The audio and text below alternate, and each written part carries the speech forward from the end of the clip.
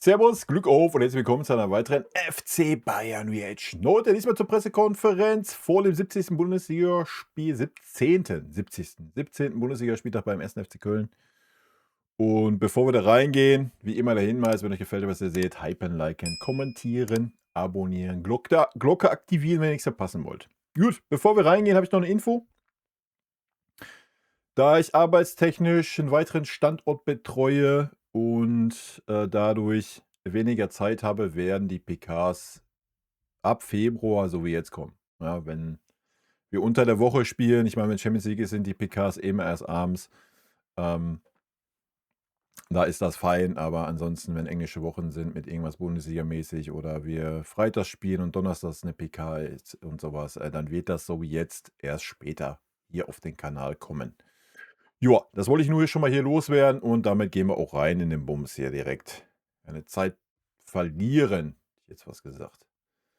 Dann starten wir erstmal mit dem schwarzen Bild, ist ja wild. Morgen Abend um 20:30 Uhr ist das Spiel. Servus zur Pressekonferenz mit unserer Kompanie, wie gewohnt, und Christoph Freund heute und euch zahlreich vertreten. Jawohl, es wird wieder ernst. Schön zu sehen. Dann bitte schön, ne? Erstes Handzeichen für die erste Frage. In der Mitte Marc Gabel für RTL. Guten Morgen zusammen.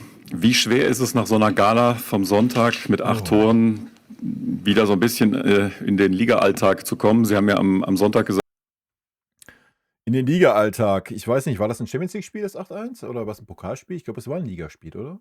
What the fuck? Worüber reden wir?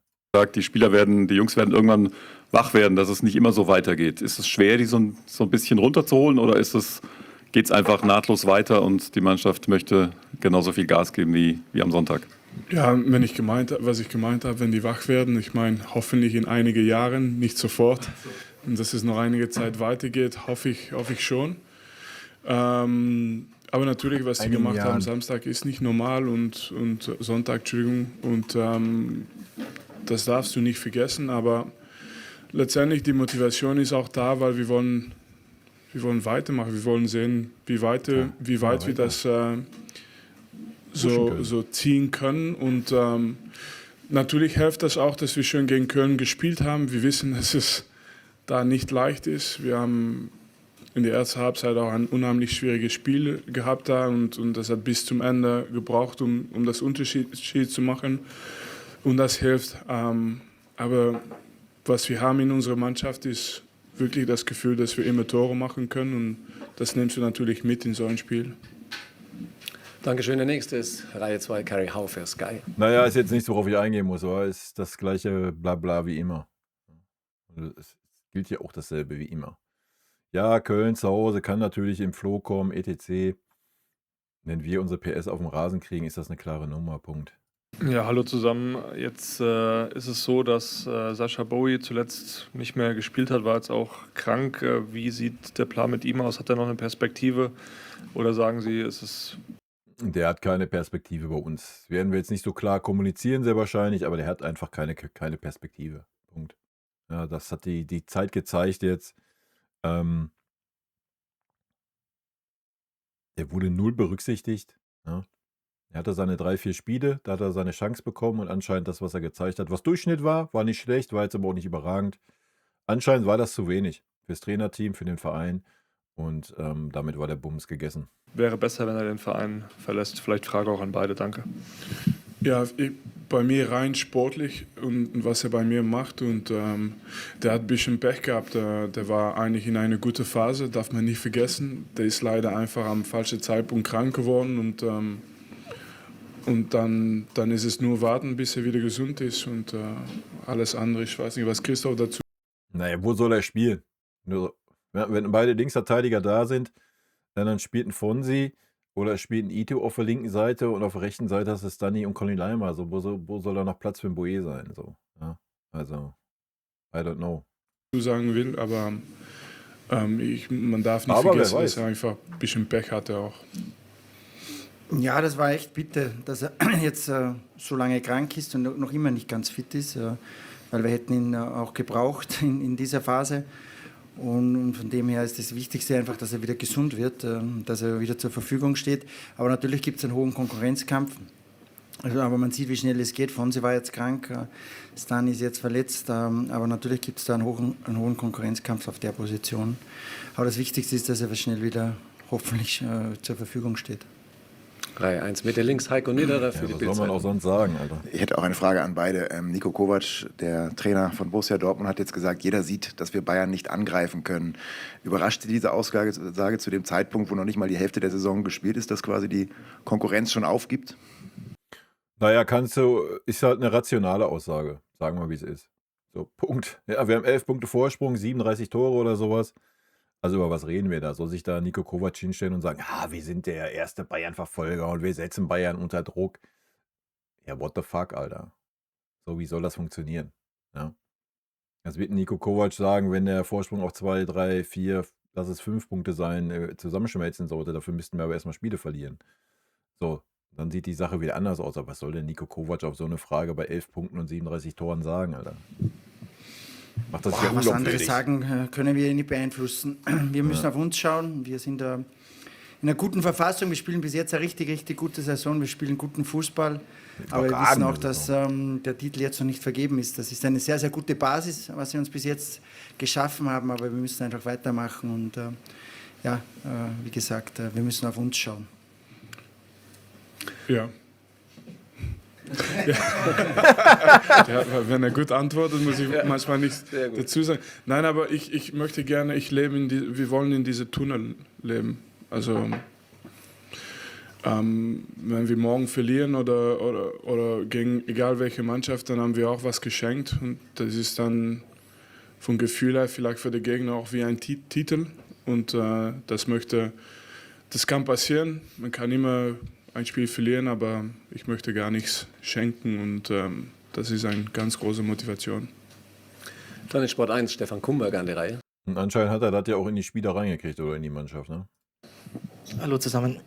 Vincent, am Horizont ist ja schon das Comeback von Jamal Musiala zu sehen. Wie sind da Ihre Gedanken, wie Sie die Startelf bauen, wenn wirklich alle Offensivkräfte dann... Was ist das für eine Frage, Alter?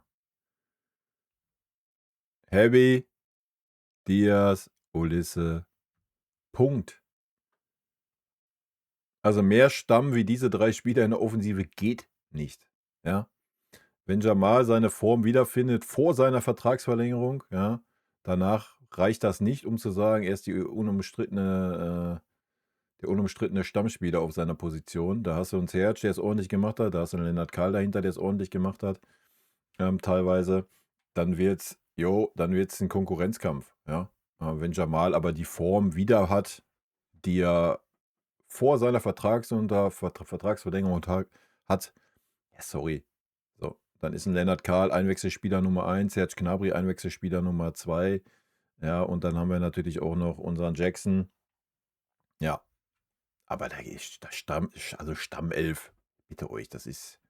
Stammelf sollte klar sein. Ja, auch sehr wahrscheinlich wird Musiala dauerhaft als Zehner starten. Aber je nachdem, wie er dann performt, kann es halt sein, dass er mal eher oder später rausgeht. Würde ich jetzt behaupten. Aber über was reden wir? Wollen wir jetzt Lennart Kahl in die Startelf reden nach seinem letzten Auftritt, den er hatte, oder was? Weiß ich. Davor die Auftritte, bärenstark, so logisch, ja. Also es wird interessant sein, aber come on. Ja, also... fit sind und wie halten Sie dann diejenigen bei Laune, die nicht spielen? Können ja nicht alle spielen. Ja, ich freue mich auf dieses Moment, aber riesig. Und, aber klar haben wir immer einen Plan, wir versuchen immer weiter zu denken, wie das gesamte Puzzle passt.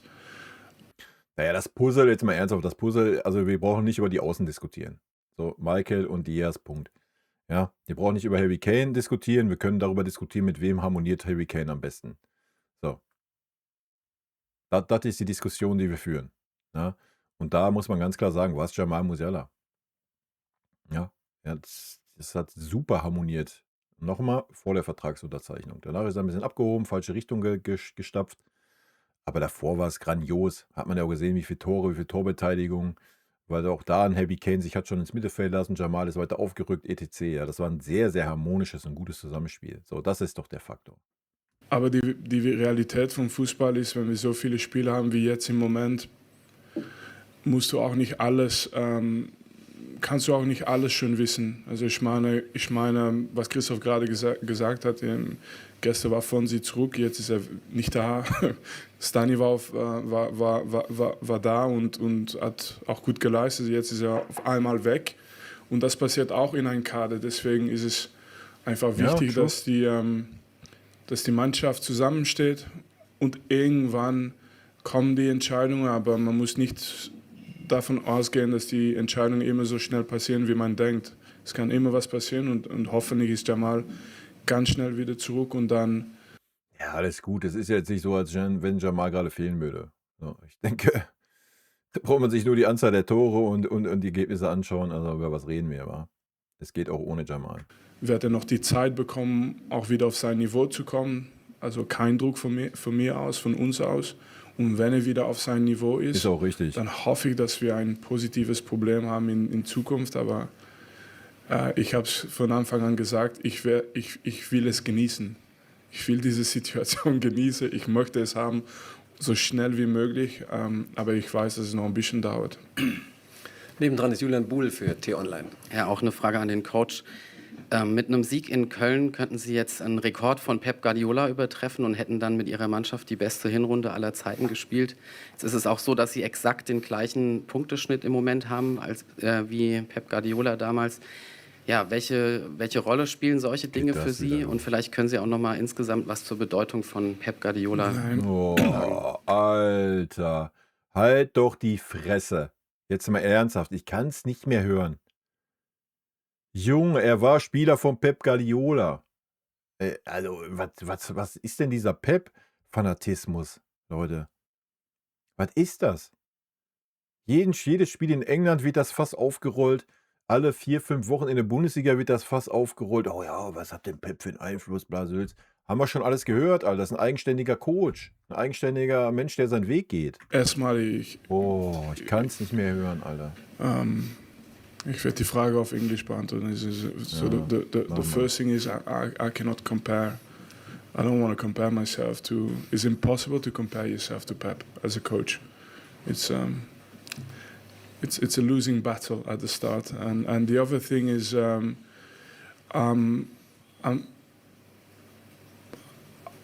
and maybe I've understood it more because I was a player myself and because I had this experience of winning the league, getting relegated, winning the league. So roller coasters, I'm still in that 3.5-year process now. Because I've had this experience, I know it's the players. So when you say my point total, it's not my points total, it's the players. Es sind die Spieler, die das geschafft haben, es sind die Spieler, die Tore machen und ich verstehe das ganz gut und deswegen will ich auch nicht meine Rekords vergleichen miteinander, das ist mir völlig egal. Auf der linken Seite Schön Manuel gesagt. Bunke für Münchner Merkur. Und schön, dass Pep-Thema gleich abgewürgt. Herr Kompany, mit was für ein Spiel rechnen Sie denn in Köln? Weil im Pokalduell die erste Halbzeit, da haben die Kölner ja ordentlich dagegen gehalten. Aktuell ist ein bisschen turbulent, gibt auch Fankritik gegen den Trainer. Ist es ein Vorteil, Nachteil? Wie schätzen Sie die Partie ein aus Kölner Sicht? Es wird ganz blöd anhören, aber alles kann ein Vorteil sein und alles kann ein Nachteil sein. Man weiß nicht. Die Wahrheit ist, viel ist auch immer abhängig von unserer Leistung. Und da muss ich ganz ehrlich sein, Da ist eigentlich alles von abhängig. So, ja, egal was für Tage oder Turbulenzen in Köln sind, egal ob die 10 Spiele am Stück gewonnen haben, ob die 10 Spiele am Stück verloren haben, du bist der Außenseiter gegen FC Bayern München und hast keinerlei Druck. Du hast nichts zu verlieren. Sei denn, wir reden darüber, so wie Wolfsburg, du kriegst 8 Stück eingeschenkt. Ja, dann kannst du natürlich sagen, ui, da hättest du mal ein bisschen früher die Schotten dicht gemacht, so, ja. Aber ansonsten hast du nichts zu verlieren gegen Bayern München. Keiner erwartet irgendwas vom 1. FC Köln, Alter. Ja, die können nur gewinnen. So, und das ist natürlich, ja, eine ganz andere Herangehensweise für die wie sonst. Ja. meine größte Vertrauen immer ist, ich weiß, die Jungs haben Bock auf Tor. Und ich möchte gerne auch Null halten. Wir sind auch die beste Verteidigung in Deutschland, aber ich möchte gerne die beste Angriff. Auch immer die Null halten. Aber FC Bayern. wenn ich irgendwo im Moment mit dieser Mannschaft reinkomme in ein Stadion, dann habe ich immer das Gefühl, die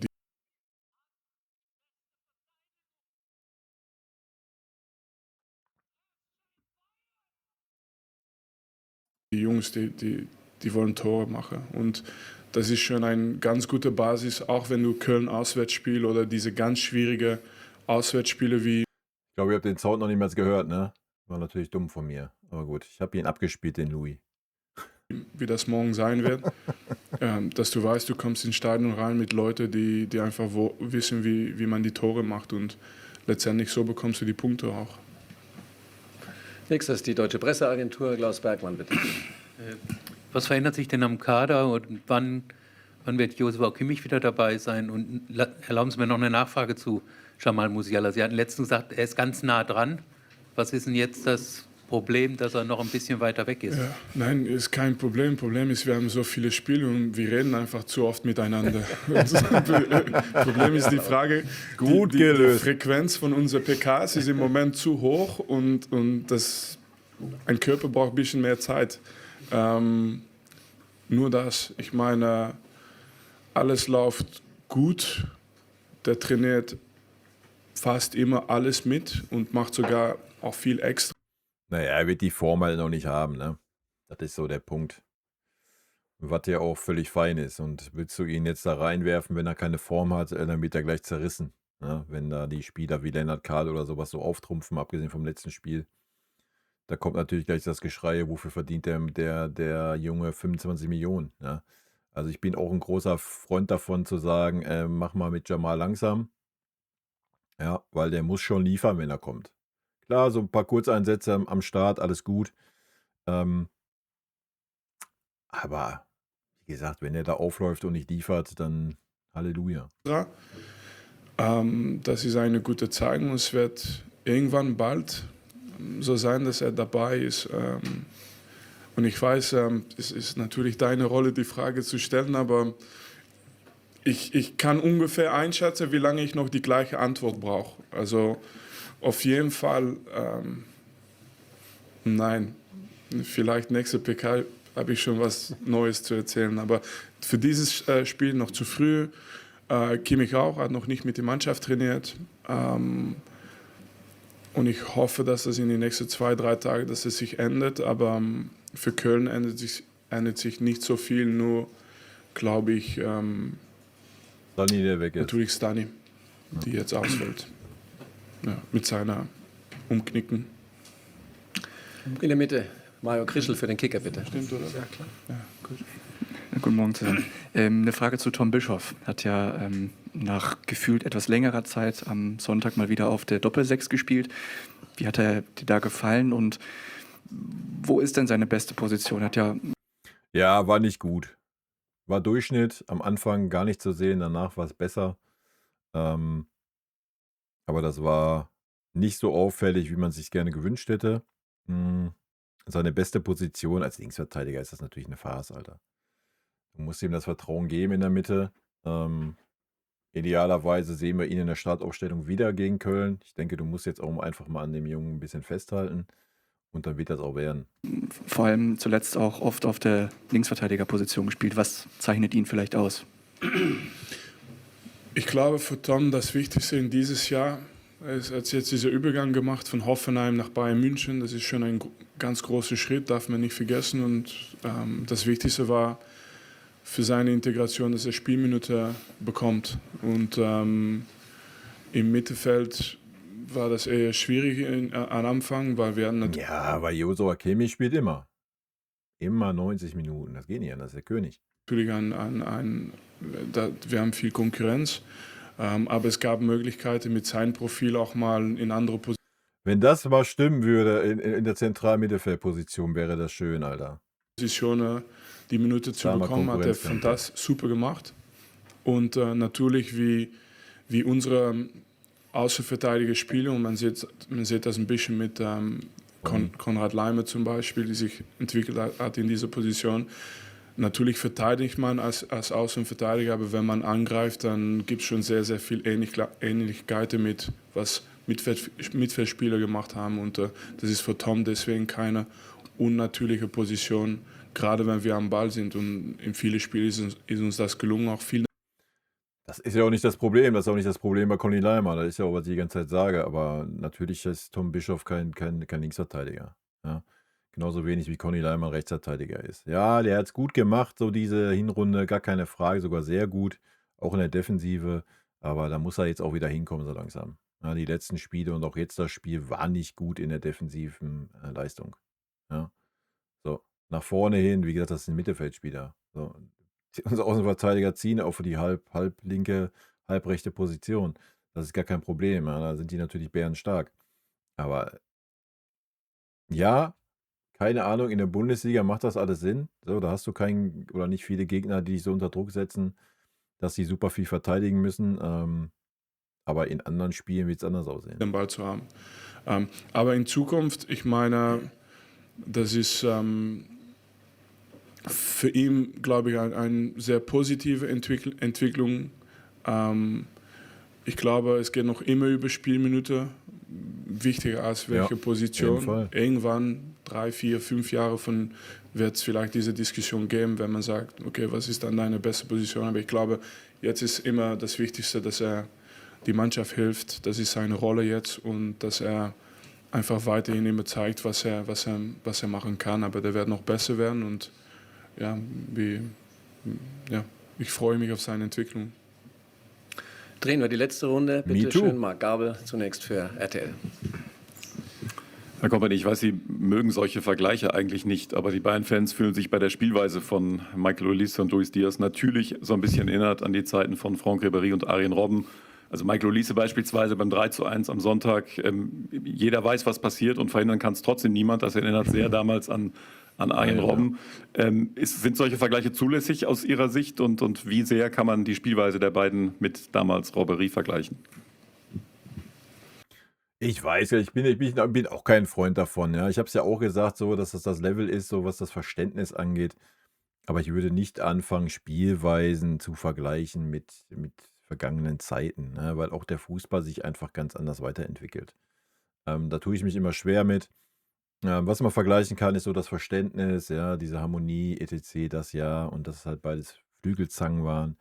Aber das Spielerische oder so zu vergleichen, ich meine, du hast einen ganz anderen Stürmer da vorne mit einem Harry Kane, als wie unsere Flügelzange mit Lewandowski zum Beispiel hatte. Ja? Also allein das ist schon schwierig zu vergleichen.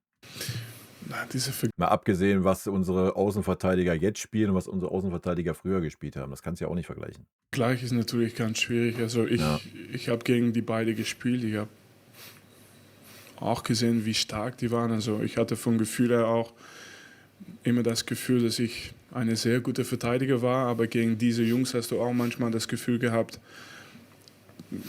klar, Robben, du weißt, der kommt rein, er wird schießen, aber irgendwann oder irgendwie bekommt er trotzdem noch diesen Raum und kommt dann trotzdem noch zum Schuss. Also ich verstehe dieses Vergleich, aber trotzdem würde ich sagen, was Ribéry und Robben für diesen Verein geleistet haben, ist über viele Jahre und lassen unsere Jungs erstmal über viele Jahre genauso weitermachen, wie die das machen. Und dann können wir vielleicht irgendwann, dann musst du die mal zusammensitzen am Tisch mit vier. Naja, so viele Jahre hatten Luis Diaz jetzt nicht mehr, war. Und mal besprechen, wer besser war. Aber im Moment müssen unsere Jungs einfach so weitermachen und schauen wir mal in ein paar Jahren, wie das dann bewertet wird. Kari Hau, bitte nochmal. Ja, ich habe doch noch mal eine Personalfrage. Ich würde das sehr interessant finden, wenn die 4 mal zusammensitzen und mal besprechen, wie die all diese Tore und Vorlagen machen und dann werden wir das alles gut aufschreiben für die nächste Generation. Ich möchte mal kurz zum Personal fragen. Alphonso Davies, wie lange wird es bei ihm noch dauern? Ist er schon wieder fit? Und bei Stanisic, mit wie vielen Wochen, Tagen Pause rechnen Sie ungefähr? Danke. Also Stani, ganz einfach und ganz deutlich kommunizieren würde sagen, diesen Monat Januar wird er nicht mehr spielen. Und dann ab Februar muss wir sehen, wie früh in Februar er schon anfangen kann, aber auch da kann es sein, dass er paar Wochen fehlt vielleicht. Aber das ist abhängig von seiner Recovery. Und dann Fonzie ist es nicht so schlimm, er ist nur krank, es ist Winter, kann passieren. Aber natürlich hat er noch keine richtige Vorbereitung gehabt. Es war keine lange Pause, aber trotzdem, jetzt ist Pause plus krank nicht ideal. Aber trotzdem wird seine Integration jetzt, das wird eine Integration sein, wo man ihm einfach manchmal reinschmeißen muss, damit er sein Fitness wieder bekommt, weil wir so viele Spiele haben und so wenig Training haben. Und ich hoffe, dass er jetzt diese Woche schon zumindest von die 2 Trainings. Naja, dann lass die Spieler doch mal trainieren, wenn sie beim Spiel nicht spielen. Ja? Schick sie doch in die zweite Mannschaft, da können sie doch trainieren. Let's go. Einheit, das wir haben, weil sonst ist alles Spiel. Das ist eine von den. Habe ich ja letztens, ich weiß gar nicht, im Video oder im Stream auch schon mal gesagt, ich verstehe auch gar nicht, wo die Zeiten hin sind, wo Spieler, die super lange verletzt waren, wo man gesagt hat, jo, alles klar, du bist jetzt wieder einigermaßen spielfit, geh mal in die zweite Mannschaft, mach da mal 3, 4 Wochen, dass du wieder ein bisschen Spielpraxis, Spielrhythmus findest und dann kommst du wieder in die erste. Wo sind die Zeiten hin? Passiert auch nicht mehr, oder? Na klar ist das Niveau jetzt in der 4. Liga nicht hier, ja, das verstehe ich ja alles, aber ja, wir sitzen da und reden, ja, da muss ich ihn einfach mal reinwerfen und braucht Spielfitness, genauso wie bei Tom Bischof, der braucht Spielfitness, Blasels. Ja, wenn du in der ersten keinen Platz hast und mit denen nicht planst, ja, dann schickst du doch einfach mal 2 Wochen zumindest zu den Spielen in die zweite Mannschaft, Alter. Ja. Mitmachen kann, damit wir vielleicht in ein oder andere Spiel schon von sie auf der Bank haben können. Aber es ist immer abhängig von, auch keine wie gut er sich erholt. Trainiert er auch nicht. 2-mal haben wir noch, bitte, Julian Wenn er auf Buhl. der Bank sitzt. Ja, ich hätte noch eine Frage an Herrn Freund. Könnten Sie vielleicht ein kurzes Update geben, was speziell auch die jüngeren Leihspieler angeht? Konkret vielleicht Kusi Azaré, Aseko, Aspiensen würde mich in Ihre Einschätzung interessieren. Und ja, ist es ausgeschlossen, dass auch noch eine weitere Leihe möglicherweise vorzeitig beendet und nach anderen Möglichkeiten gesucht wird? Dass wir Leihe vorzeitig beenden, ist jetzt nicht unser Plan. Ja. Also es wird eher nicht passieren, weil wir eigentlich grundsätzlich zufrieden sind mit den Leihen, wie sich die Jungs auch entwickeln. Wenn wir die einzelnen Spieler durchgehen, okay, Kusi bei Fulham hat noch nicht so viele Spielminuten, muss sich da rankämpfen, ist Premier League, hat jetzt das erste Mal am Wochenende begonnen, ein Spiel, hat 65 Minuten gespielt im FA Cup gegen Middlesbrough, hatte sonst einige Kurzeinsätze, aber die Entwicklung ist positiv, wir sind mit Fulham im Austausch, aber es ist natürlich eine Challenge für ihn in der Premier League und in einer guten Mannschaft, aber er gibt Gas und entwickelt sich nicht so schlecht im Training, also zeigt auch, dass er jetzt das erste Mal begonnen hat und einige Einsätze hatte.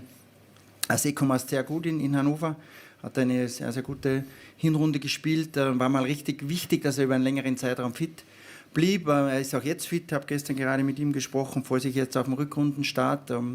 Beobachten wir auch sehr, sehr intensiv und ist auf einem guten Weg, ist auch, glaube ich, eine sehr, sehr gute Leihe. Johnny Aspensen macht es gut in der Schweiz, hat viele Tore schon geschossen, absoluter Führungsspiel in der kurzen Phase. Dort ist schon geworden, also macht eine sehr, sehr gute Entwicklung. Ich hoffe, dass es so weitergeht im Frühjahr, aber wir sind mit den Jungs im Austausch und entscheidend ist natürlich, was sie am Platz zeigen, wie sie sich weiterentwickeln, weil der Sprung dann zu Bayern München ist immer noch ein großer, aber ich glaube, es sind gute Plattformen, wo sie aktuell unterwegs sind. Ja, hört sich doch sehr gut an, würde ich sagen, oder? Bin mal gespannt, ob wir davon nächstes Jahr irgendwas sehen werden. Schlussfrage übernimmt Stefan Kumberger. Vincent, über die Qualität von Michael Olise und Luis Diaz ist ja schon gesprochen worden. Es wirkt so, als würden die beiden immer spielen müssen, weil sie derzeit auf dem Flügel vielleicht die beste Form haben. Was muss Serge Gnabry tun, damit er da wieder reinkommt und spielt er vielleicht mal wieder auf der 10? Nein, Serge war krank am Wochenende. Deswegen ist er nicht reingekommen. Ich habe es gesagt, es ist Januar. Also wenn ein Spieler auf einmal, wie sagt man das? Geltet. Wenn was Komisches passiert in Januar, ist es manchmal, weil der Spieler sich nicht gut fühlt. Und was muss passieren, damit er wieder spielt? Er muss Fit sein. Ja, einfach ein bisschen aufhören zu husten und dann, nein, aber der macht das, der hatte schon so viel Qualität gezeigt für uns diese Saison, Serge. Das können wir nicht vergessen. Für seine Verhältnisse auf jeden Fall, nicht ja. vergessen. Und der kann links spielen, der kann rechts spielen, der kann auf die Zähne spielen und bringt fast immer seine Qualität. Ja, und links ist er eigentlich am schwächsten, wenn wir mal ehrlich sind, oder? Rechts ist es gut, weil er dann gut mit Kimmich harmoniert, ja, weil die sich gut verstehen. Und da so die Chipbälle immer ganz gut kommen, weil Kimmich ja dann auch eher so der halbrechte Part dann ist im Zentralmittelfeld. Auf der Zehnerposition war es auch gut, ja, war es völlig okay. Aber links außen sehe ich einen Serge eigentlich gar nicht mehr. Das ist eine Katastrophe, was ich da immer in Leistung sehe, Alter. Und auch Tore. Und deswegen ist es mit Serge eher eine Frage, wann er fit ist. Und dann wird Michael oder Lucho oder Harry oder Lennart oder egal wer da spielt in diese ganze Position auch immer mal Pause brauchen. Und das ist auch völlig normal. Und wenn die dann Pause bekommen, dann werden sie auch sagen, warum haben die Pause bekommen. Aber weil es ganz logisch ist. Und ja, hoffentlich wird das auch so umgesetzt, weil das wird wichtig werden, ja, in den heißen Phasen der Saison, dass halt die Spieler fit sind und nicht wieder überspielt sind. Das wird das A und O sein. Und da ist ein Serge Gnabry natürlich ein Faktor. Ja, der muss, aber wenn wir über Top-Spiele reden, wenn wir über Champions League K.O.-Spiele reden, ich glaube nicht, dass wir dann darüber reden werden, dass Serge Gnabry eine Option für die Startelf ist. Sorry, Serge. Ja, der Zug ist leider abgefahren. Und wenn ich jetzt noch, kurzer Einwurf, wenn ich dann noch höre, man verlängert jetzt mit Serge 15 bis 15,5 Millionen leistungsbezogen, dann lässt er sich die Rolle auch noch schön schmecken. Was wir nicht vergessen dürfen, auch ich sage es gerne, weil man spricht immer über die großen Namen, aber mittlerweile Rafa Guerrero hat auch immer wieder seine Tore und Vorlage und immer seine Rolle gespielt. Er hat aber auch genauso viele unterirdisch schlechte Spiele gemacht. Um diesen offensiven Bereich zu verstärken. Und dann, wenn Nicholas Jackson zurückkommt, dann haben wir natürlich wieder einige Leute da, aber und Jamal haben sie natürlich auch gesagt. Also deswegen, was ich meine ist, es werden Momente sein, wo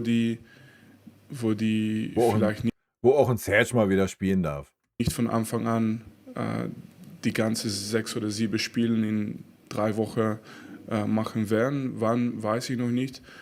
Aber das wird auch sein, weil wir die Jungs haben dahinter, die wir vertrauen, die in die Momente dann auch das Niveau hochhalten können. Ja, wäre ja auch noch schlimmer, wenn du ein Serge ein Angebot für 15 Millionen machst und ihm dann nicht vertraust, dass er wenigstens ein guter Einwechselspieler ist. Vielen Dank, große Pause jetzt für uns. Bis zum nächsten Mal. Servus, macht's gut. Ciao. Danke. Servus, Servus, Servus. Ole. Ich mache auch kurz einen Schmerzlos. Rot-weiße Grüße gehen raus. Haut rein, schönes Spiel morgen. Bis dann. Tschüssi. Vielen lieben Dank für euren Support hier auf dem Kanal. Und in diesem Sinne, gute Freunde kann niemand trennen.